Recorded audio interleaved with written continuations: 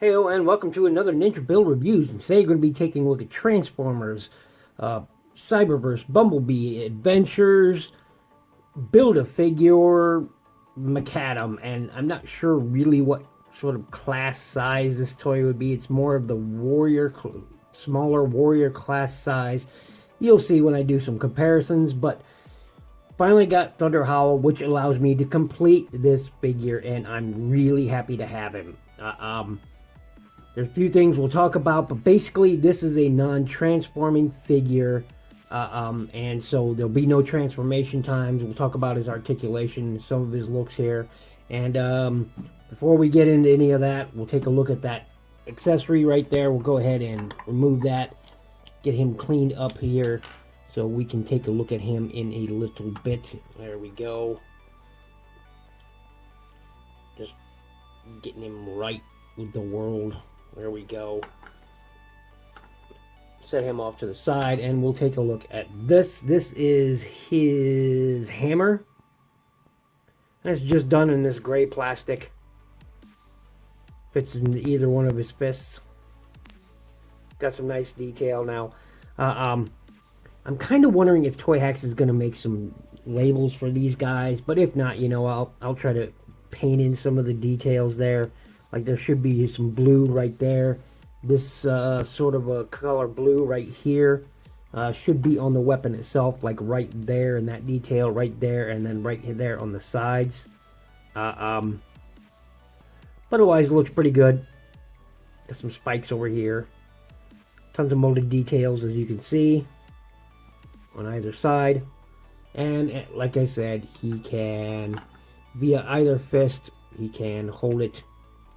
So you want the spike side out or the hammer edge side out. That's totally up to you. You can do it either way. So now that that's out of the way, let's take a look at this figure. And it isn't bad. It is an action figure, sort of along the same lines as the RED line of Transformer toys. He has no transformation. He didn't really transform in the show per se, except to grow a lot bigger. That would have been kind of fun to do with this, where he like doubled in size or whatever it was, and that would have been fun. But anyway, here he is. He's done in this primarily brownish gray, and he's a lot of fun. We'll get a look at that mug. And there it is. Got some a bit more the necessary paint right there, but otherwise looks pretty good. And all that is painted onto yellow plastic. Pretty good. Got yellow paint there, blue paint there, silver paint there. This silver bluish type of paint going on right there. Now ideally, this section right here, that's right in there, should match this color as well. These little points that are right there, and this point right down here should also be that blue color. There should be some silver, or this color right here, I should say, going on down here,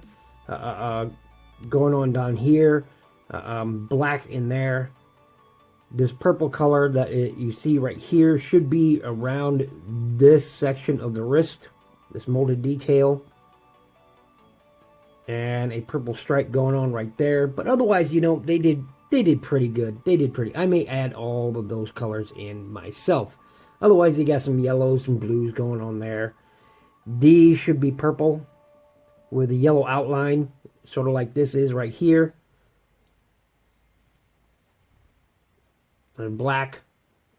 Got some black on there. There should be purple inside there. Purple, same black here, purple there. Smokestack should be yellow. I'm assuming he transforms into some sort of Cybertronian, truck or something, being with those smokestacks right there. And they are smokestacks if you look at the molded details. Pretty good. Got some flashing right there. I don't know what that was. Gone now. Pretty cool. Got a stand. You can port so you can plug in the stand. Some flashing going on there and there. He does need some more paint, but otherwise, you know, he looks pretty good. And I'm fairly happy with it. Putting this guy together was a chore, because some of these ball joints were, especially like here, putting on his head, putting on his arms, they were especially tough to attach. So, you know, it comes in a bunch of separate pieces. The legs here, separate pieces. The legs are separate pieces. Boom, in there. The arms are separate pieces. The shoulders separate pieces. This separate piece. This is a separate piece. The head is a separate piece, you know. So, you know, once you got all 8, you know, characters of the line, then you got this guy. And for articulation, his head has a great bit of up. You know, looks up pretty well. Kind of some down, not a lot, but it's there. Kind of a side to side swivel, although on mine is really tight, but because of this kibble on the side, you can see it kind of hinders it, so it doesn't go all the way around. Arms will go, if you get it out of the way of that, all the way around. Will go out that far. 90 degrees on that elbow. He does have wrist rotation. He does have a waist swivel of sorts. It's more up in there in his abdomen, but he does have it all the way, or almost all the way around. Yeah, almost all the way around. But because of that, you get, you know, a nice ab crunch. So, you know, you get that side to side. You know, you get all of that because of a ball joint that's right in there. His legs will only go out that far. Kick forward only that far. It'll go back a great range. And you got almost 90 degree on that knee. No foot articulation whatsoever. No rocker, no up, no down, no nothing on that. So, you know, limited articulation. But, you know, you can get some semi-neat poses out of him. Oh, and you have a rotation right there at that waist joint and at the knee joint because it is a ball joint. So you get, you know, you get a good range out of there. And I forgot to talk about, you got a swivel there at that elbow because it is a ball joint.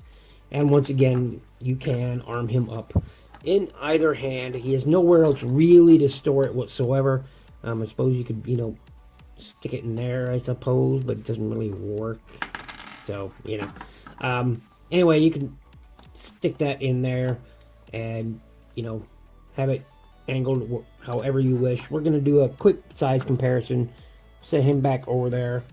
We will bring out Off-Road Bumblebee. So they're about the same size. So if you had the Off-Road Bumblebee, you can see how big he is. There you go. We'll bring out Cyberverse Gnaw. I love this guy. I love this guy. He's fun. He's a fun toy. Got to review him too. But he's even shorter than Maccadam. I love this guy. I do. I do. We'll get them out of there. And we'll bring out Thunder Howl that he comes with. Right now I've got him in his beast mode. His wolf mode. So, you know, there you go.